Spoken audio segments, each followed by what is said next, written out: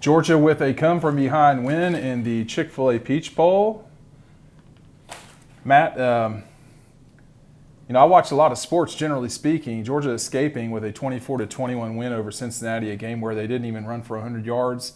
They threw for 404. They didn't allow 100 yards. And they still, it seemed like, should have lost this game. They kind of stole it right at the end.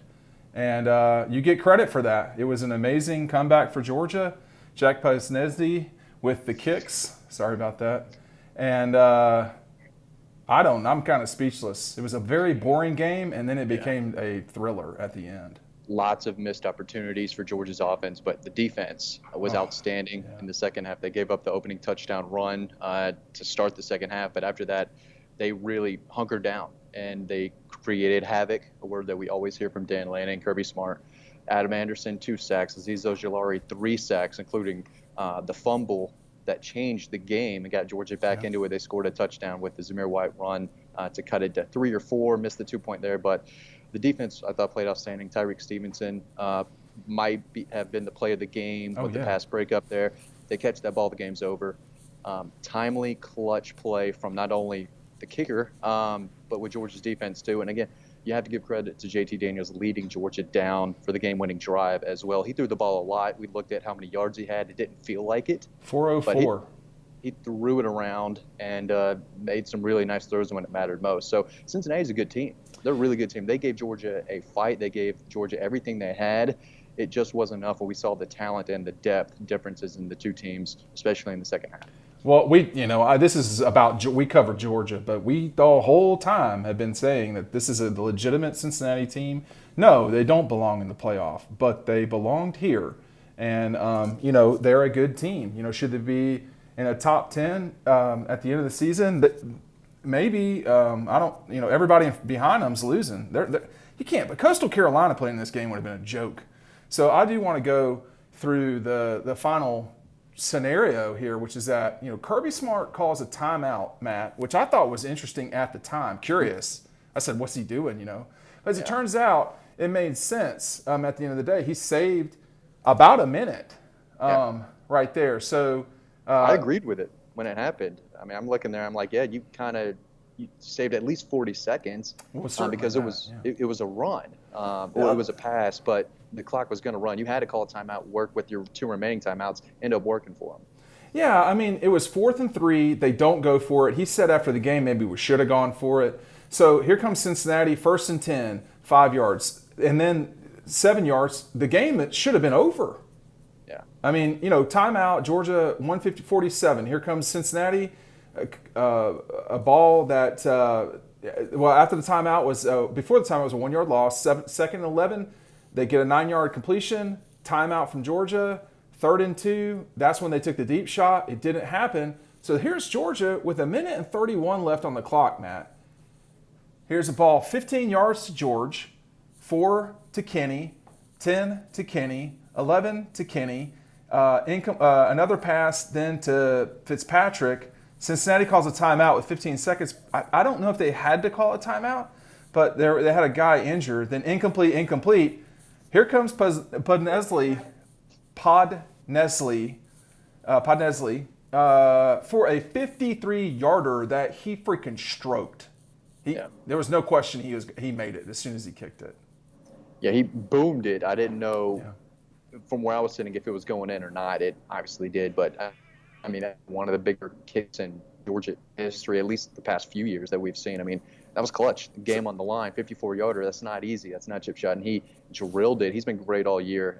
So fading away to end the year. Richard LeCount was able to get in there on that last final play. Just great game overall for Georgia's defense and a lot of the guys who played their final game today for Georgia. For Jack Podnesley, I mean, hey, listen, my last name's Leggy, so people get it wrong all the time. But, that's a huge kick. And here's what happened with that. This is going to be the 4th straight year where Georgia finishes in the top 10. This is going to be the 3rd New Year's Six bowl game. That was the second longest kick in Georgia history. That was the longest kick in Georgia history since Kevin Butler did what he did to Clemson, number 2 Clemson in 1984. Yeah. So the game was on the line, not insignificant at all. Larry Munson would have lost it today with this fourth quarter. It was a hell of a game. The Peach Bowl, of course, does it. Kirby's not making it up. They do a heck of a job. They're very, very good. This is a premier destination for teams to play. And I get kind of flabbergasted, Matt. I mean, it was an amazing win for Georgia. Nevertheless, that the Chick-fil-A Peach Bowl was on the line. That it was the final game of the season. That you're playing in the Georgia Dome's replacement. Everything on the line for the top 10 at the end of the season. I mean, Georgia will probably finish 7th or 6th, depending on what happens with Indiana. It was a huge kick. It was a huge game. It was a huge play. Tremendous mental toughness from Georgia. Next year's team is obviously different. A lot of guys that are coming back on offense for sure. But what is a win like this against a top 10 team, albeit at Cincinnati, but how much does that go into the spring and into next year, do you think? Well, you only allowed 300 yards.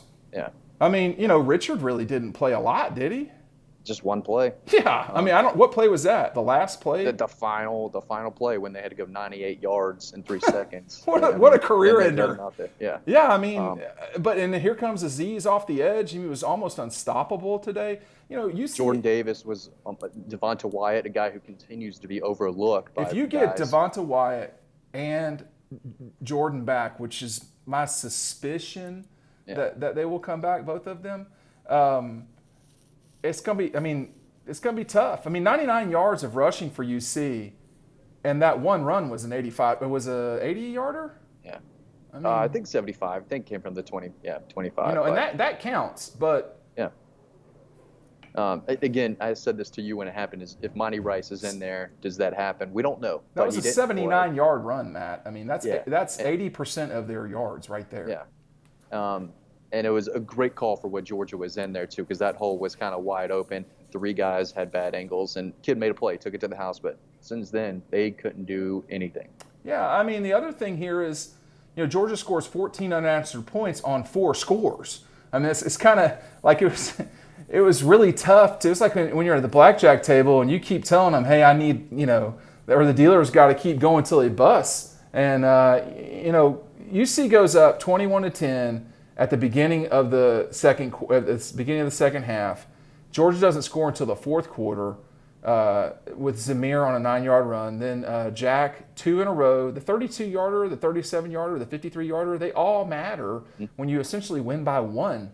The pressure on the kid had to be tremendous. I mean, this guy from the Golden Isles, he knows what Georgia is about. Yeah. Rodrigo hit some big ones, missed some big ones, but Jack, as a freshman, came in and he drilled it. So Georgia has their kicker for the next few years. If you can make that kick, it's going to be easier. Every big kick next year is going to be a little easier and a little easier because he's done it before. Game-winning 53-yarder, 54-yarder, whatever it was. That's something he'll tell his kids about, and that's something that Georgia fans are going to remember from this game moving forward. Well, I still remember the Liberty Bowl from the 80s where Georgia, survived Arkansas on a last-second kick with a straight-line kicker. Yeah. This game, I told you before the game, people won't remember it tomorrow, and they probably won't. But it's winning always beats losing, always. And this is a good start to the season. But when you're lining up in Charlotte against Clemson, what Clemson does their next game or two won't matter, just like this game.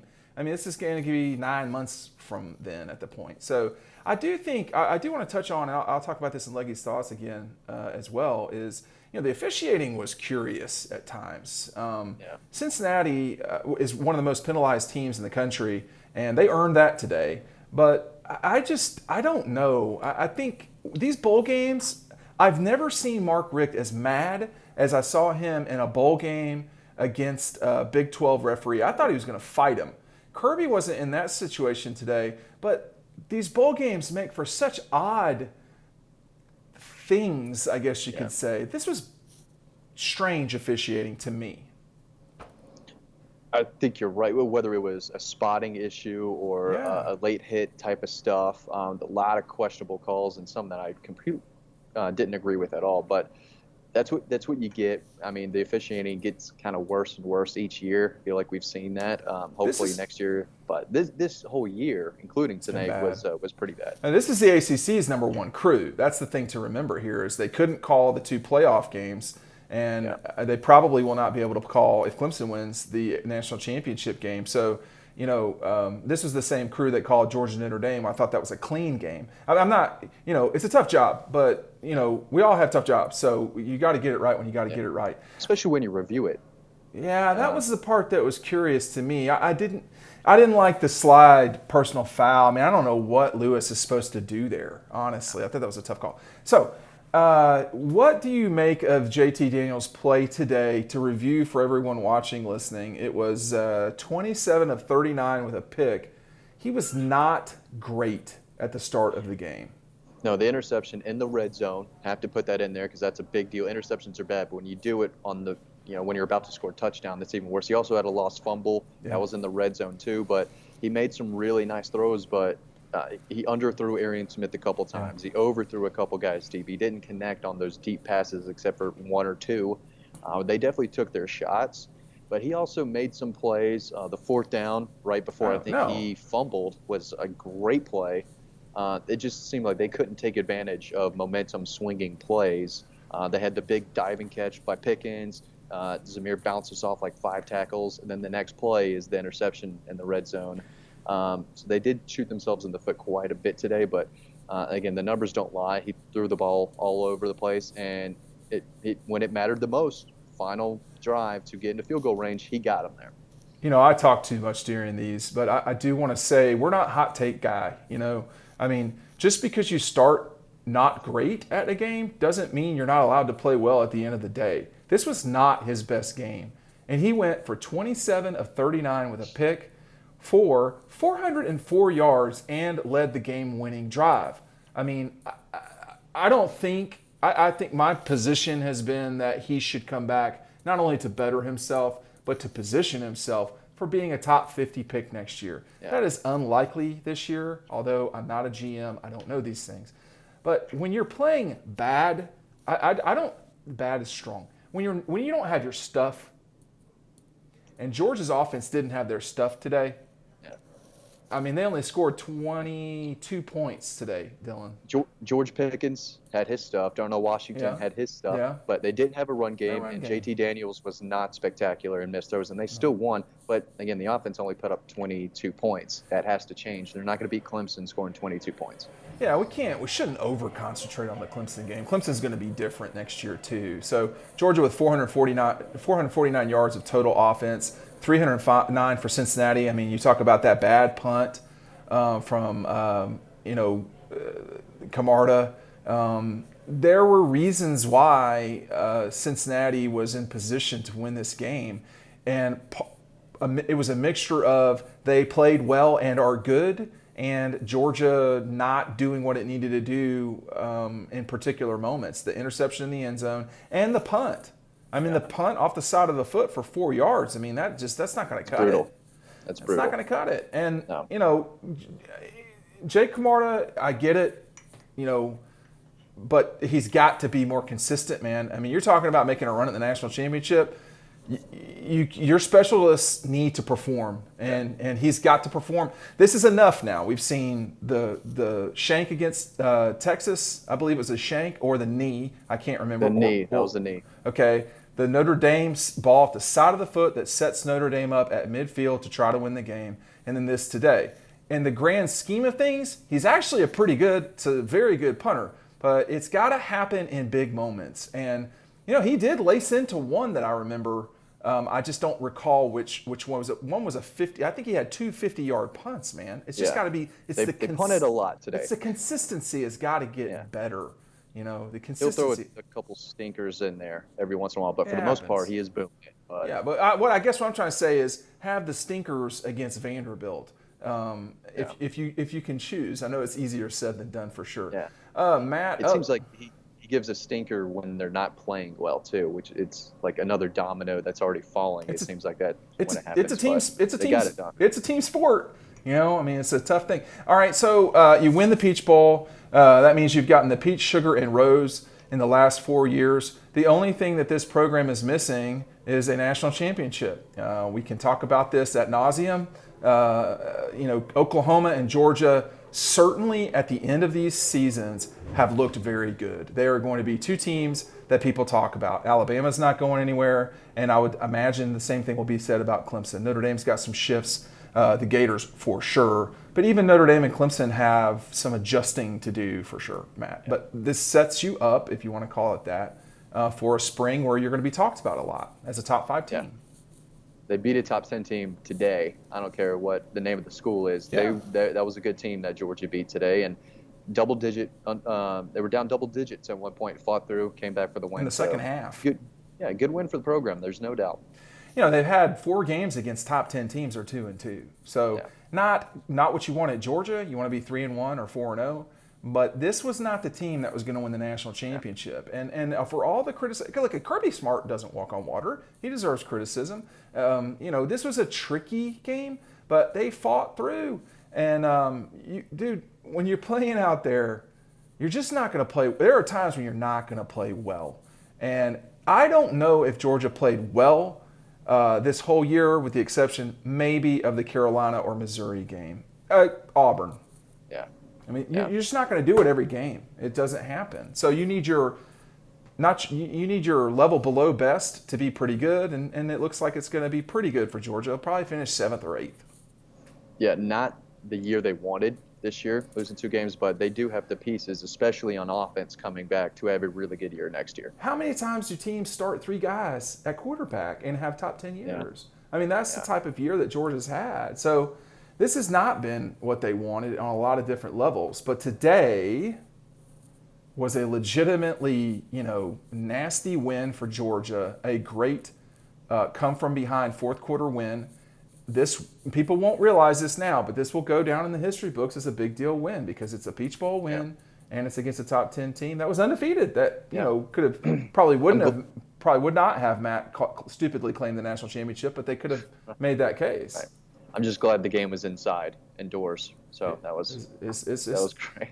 It's nasty out there, that's for sure. Yeah. All right, join us over at Dog Post. Thanks to everyone for listening and watching. We appreciate y'all's support, and we'll see you over on the website.